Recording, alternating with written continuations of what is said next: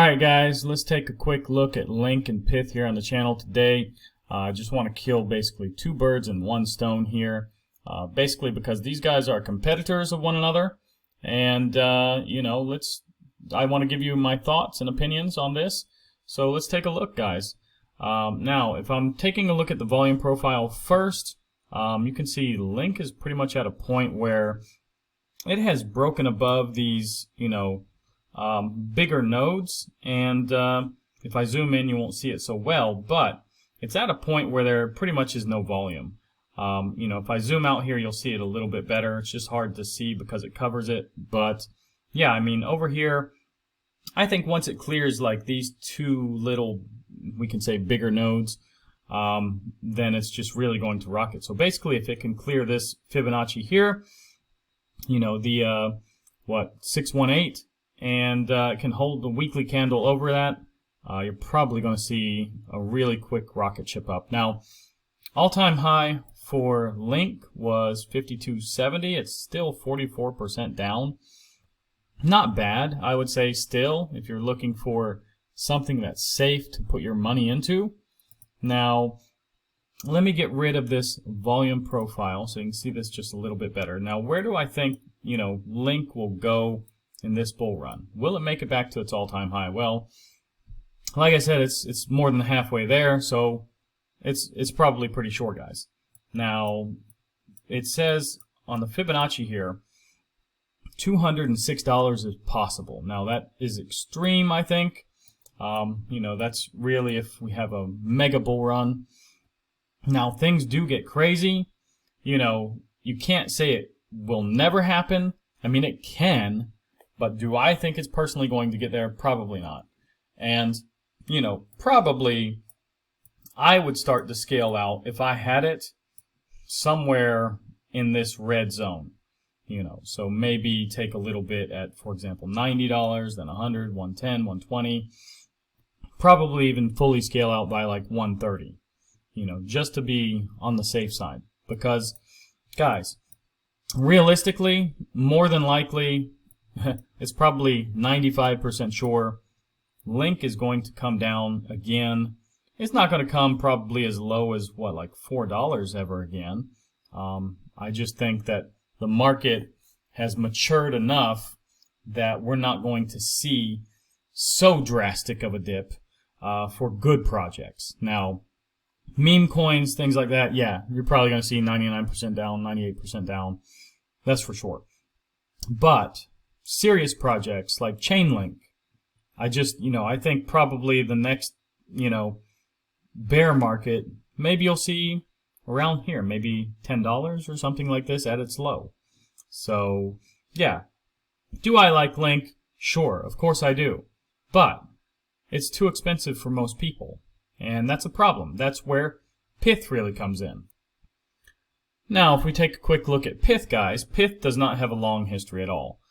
Basically, it's about a year old, guys. It's a baby in this space. And, there isn't many resistances and things like this that you can see. PYTH is getting to a point, though, where it is getting above this higher trading that it's been around for quite some time, basically since about May to about now. I mean, we are dipping right now and getting back into this little node here, but I think it probably will pull itself back up.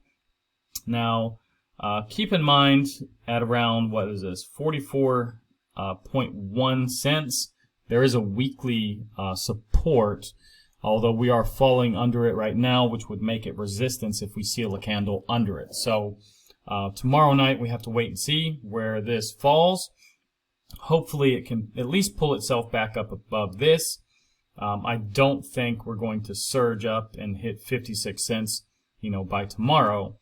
But we have to wait to see what the market does this week with Bitcoin, of course. So next resistance, if we can get back above this, would be 56.5 cents, let's say. And after that, guys, I think pretty much this is going to start its rocket ship, because basically we'll be taking out all of this trading here, and I don't, up here there's not that much, guys. And so let me put like a little rocket ship here because that's where I believe it's going to get a little bit faster, for Pyth going up. So just have to wait and see, guys. Now, if we compare the tokenomics, guys, Chainlink only has 1 billion tokens. Now, much of this is out, about 63% is out. So if we look at Pyth, there's 10 billion tokens. Now, there's a lot more circulating supply than, Chainlink. And that's one of the biggest things, why you see such a big difference in the price. You have 43 cents on Pyth, and you have around, $29 on Link, guys. Now, another thing you do see, for example, on Chainlink, I can't find anything about their next unlock. Now, it doesn't even say how much is locked, and they say TBD locked. So what is that, to be determined locked? Not quite sure, but the last event was last September 2023. So it's been quite a while since anything was logged here in Tokenomist. But if we take a look at Pyth, I think this is what scares a lot of investors over here. Now, in 156 days, they're going to basically release, it says 2.13 billion Pyth. Now, it says that's 58.62% of the circulating supply. Let me go back and look at that. Okay, yeah, if we look at the circulating supply, okay, that's 3.6. So, yeah, that does scare a lot of people, but I think this could be around maybe the top of the market.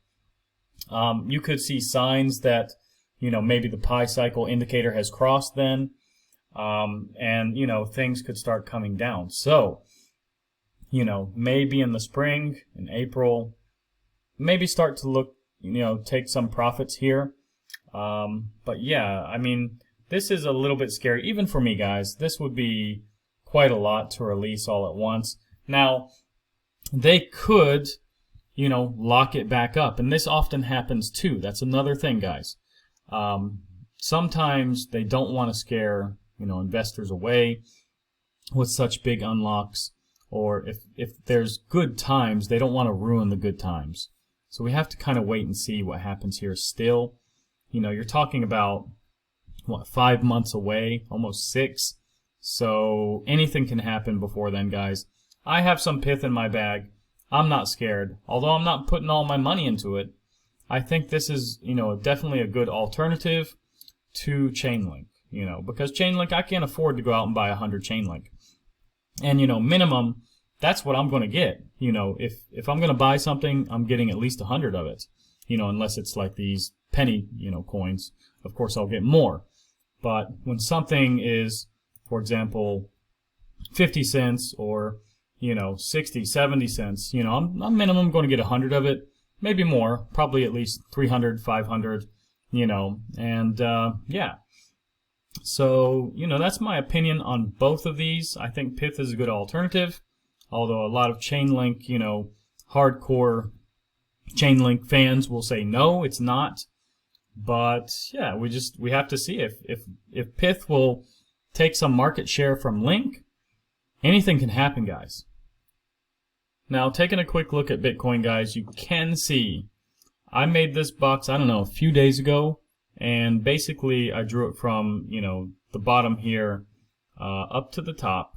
And I just, it's nothing scientific or mathematical here.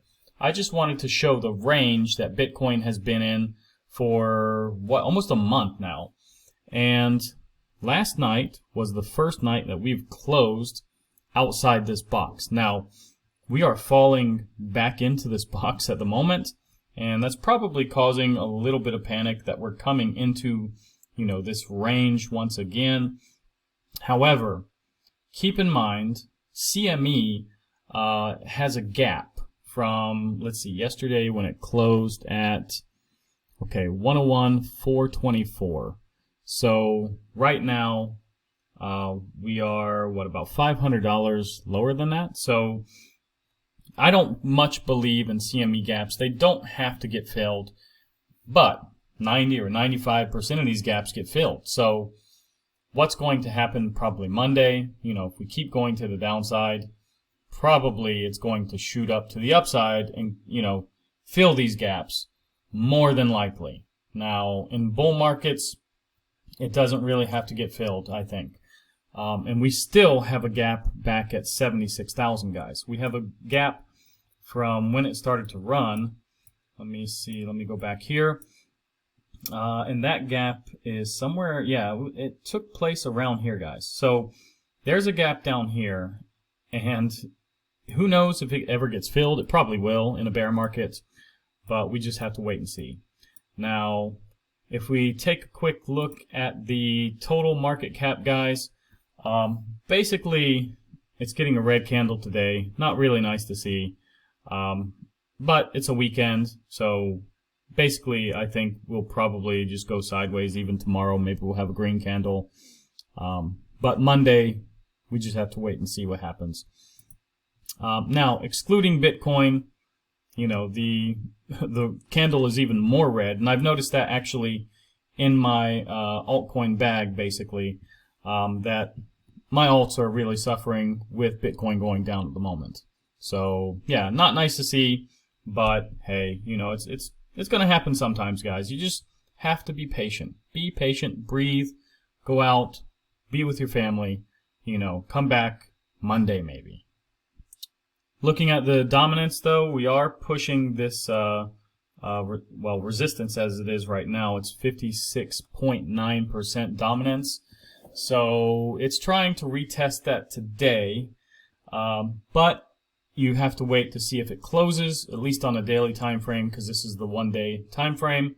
But yeah, I don't think we will seal any candle above it, but you never know. It could.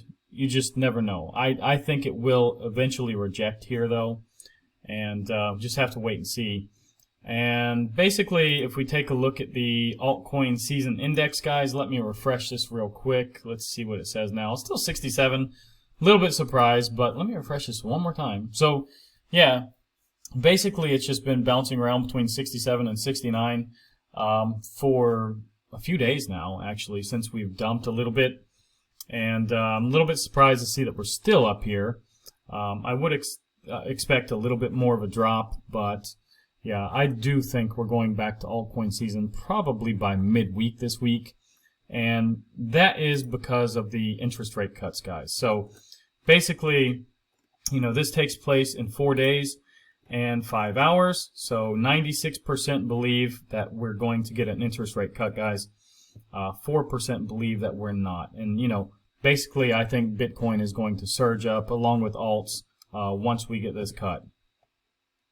Taking a look at the economic calendar, guys. Monday, we do have these economic, numbers coming out. Tuesday, we have, core retail sales, industrial production. Wednesday, like I said, it's the rate cuts and the press conference. So yeah, be watching the press conference, and it could see a little bit of volatility, Bitcoin, I mean, due to what Powell will say. So Thursday, jobless claims, PCE, GDP, Philadelphia Fed manufacturing, that is all important too. And Friday we do have PCE in Michigan and personal spending. So a lot of numbers this week to watch, and at least Monday and Tuesday will probably move this a little bit, but probably not too much, guys. So taking a look at crypto bubbles here, it's pretty much in the red. That's because Bitcoin is dumping, like I said. A few things are in the green, but not much. Anyways, guys, if you want to stake your Bitcoin or any other coin, go to Coinondo and type in, what you're looking for. It'll give you a list of places. Be aware there are limits, and there are, a number of days that you have to, stake this or whatever. So be careful. You don't want to get locked up for too long. And yeah, guys, if you like this video, like, subscribe, activate the bell, and I'll see you guys in the next one.